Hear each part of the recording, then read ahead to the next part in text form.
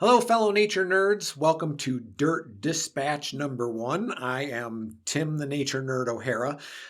If you listen to the last episode, I kind of had this idea, and it came about because I saw the pelicans here, and I went out to take pictures of the pelicans out at the little lakes that are near my house. And while I was out there, I saw a whole bunch of other stuff. I saw thatching ants, and I saw eagles, and I saw osprey, and I saw a coyote, and I thought I really want to share some of this stuff with you guys. But maybe it doesn't fit into an episode all its own, or I want to update you on some things that I talked about, but it doesn't really fit into an episode. So I thought this might be a way to add something in between the regular podcast episodes. Those episodes will still be an in-depth look at things. They'll still be more formal, more scripted out, but this will just be a way to kind of give you my thoughts and give you maybe some updates and some little things that don't fit into those other episodes. So there's 3 things that I want to cover today. First of all, I want to talk about the Western Thatching Ants that I saw. So Western Thatching Ants are really kind of cool. They make these great big mounds. They're probably a foot to a foot and a half across and somewhere between 8 and 10 inches high. And people always say, there's 2 things people always ask when you talk about ants. One, are they red or black? Well, Western Thatching Ants are both. They're actually red in the front, and then their abdomen is black. So they're really kind of cool. And I put some pictures and some video up on my TikTok page and on my Instagram page. You can see those if you want to see the video. But the other thing people always ask about is, do they bite? And I said, well, I didn't stick my hands and feet in there, but according to what I read when I looked them up, they can inflict a painful bite, and they also spray formic acid when they do, so it can create a painful blister. So I'm not going to go sticking my hands and feet in any of those.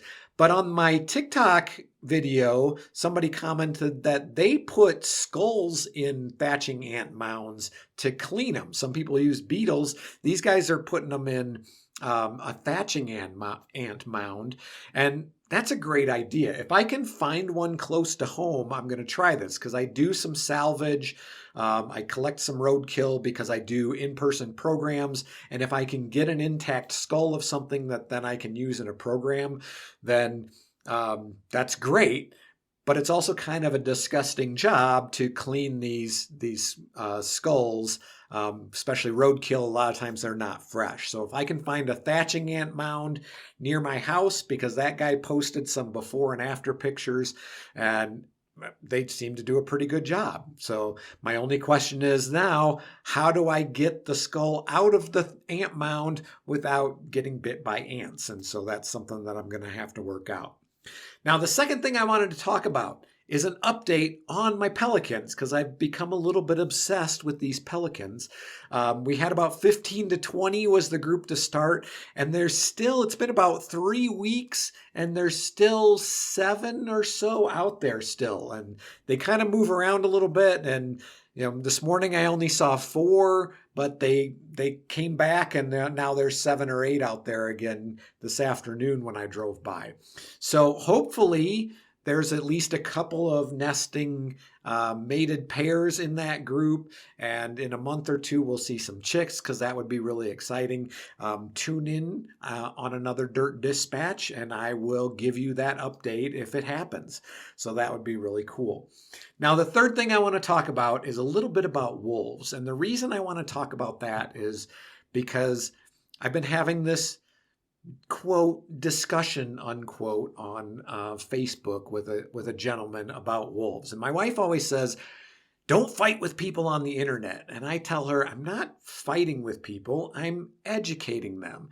And if they wouldn't say dumb stuff, I wouldn't need to educate them. So I'm providing this guy with some free education. I'm not sure he appreciates it. So this all came up because I was on the Voyagers Wolf Project Facebook page, and I was looking at a video, and this guy made a comment about wolves in the Upper Peninsula of Michigan. And the problem is that he's citing statistics without any any references, any kind of source for these numbers. So he's saying there's 1,000 wolves, over 1,000 wolves in the Upper Peninsula of Michigan. So I said, that doesn't sound quite right. So I looked it up, and the official number as of 2022 was 631 plus or minus 49. So I mentioned that to him. He said, well, they're killing off the deer, which is what started this whole thing. He said the wolves are decimating the deer herds. And I did some research and I looked it up and I said, well, that doesn't seem to be quite right, because what the DNR is saying is that when it comes to predators, first of all, fawn recruitment has a bigger impact on deer herds than adult deer predation. And when it comes to fawn recruitment, is basically a fawn being born, growing up to become a reproducing adult. So when it comes to fawn predation, coyotes and bears have significantly more impact than wolves. Each individual wolf might kill more fawns, but there's more coyotes and bears overall. So as a whole, they kill more fawns. But there's other factors at play, weather and cars and forest management practices. And what the study is saying is that all these things have much more impact on fawn recruitment than wolves. And this man came back and said, well, I put out cameras and I see fewer deer and more wolves. And I pointed out that, well, that doesn't mean the wolves are killing the deer. And he said, well, I see wolf scat with deer hair in it. But again, the studies have shown that these deer that the wolves are preying on are actually in very, very poor condition because of other factors. And they probably would not have survived the winter, and that's why the wolves are taking them. The wolves are targeting the weak and the injured and the sick. But this guy just doesn't want to accept facts. He keeps coming up with numbers that there's over 1,000 wolves. They kill between 25 and 40 deer each, and there's only 100,000 wolves or deer in the Upper Peninsula. And according to all the statistics, there's that last count, there were 270,000 deer in the UP. And of course, that study is, or that estimate is several years old, so it might not be accurate. There might be fewer.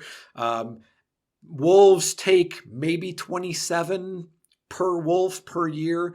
So what the numbers were saying was not matching up with what this guy was saying. And I kept providing resources for where I'm getting my numbers, but he just doesn't want to accept that. And he just keeps shouting out numbers without giving me any references. So my advice to you, if you're out there on social media, make sure you're checking your references. Like I said, I tried to verify everything this guy was saying. He even made the claim that wolves were going into people's yards. This is a direct quote.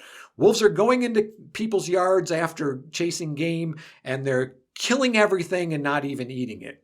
Now, you would think that that would be big news. I couldn't find a single reference to excess killing by wolves in the Upper Peninsula. Wolves do sometimes, very rarely, engage in what's called excess killing, where they'll kill more than they can eat. But this is more of a stocking the fridge type of behavior after they've gone a while without eating, more so than a kill for sport, which is what, when this happens, that's what people say. Wolves kill for sport. They kill just for the fun of it. And that's not at all true.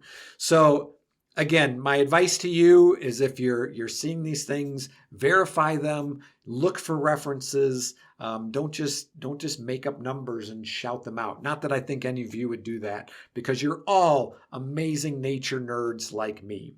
So I hope you enjoyed this first Dirt Dispatch. If you want to send me an email, again, my email address is dispatchesfromtheforest@gmail.com. If you'd like to support the podcast, you can also make a PayPal donation through that address. Become a patron. Check out my Patreon page. That's patreon.com/dispatches from the forest. I'd love to hear from you too. I'm thinking about doing a webinar. So if you have any ideas on that, if you topic you want to learn about, or a particular day like, hey, that sounds great, I'd be willing to pay $5 for it, but only if it's on Thursday at noon or whatever it is. Let me know. I'd love to hear from you. Tell a friend. Check out our merch store, cafepress.com/dispatches from the forest. We have all kinds of stuff. We have t-shirts and sweatshirts and mugs and various things. So I hope you enjoyed this Dirt Dispatch number 1. Tune in next week for the next episode of the Dispatches from the Forest podcast. Now, that's it. That's all I got. Go outside and get dirty.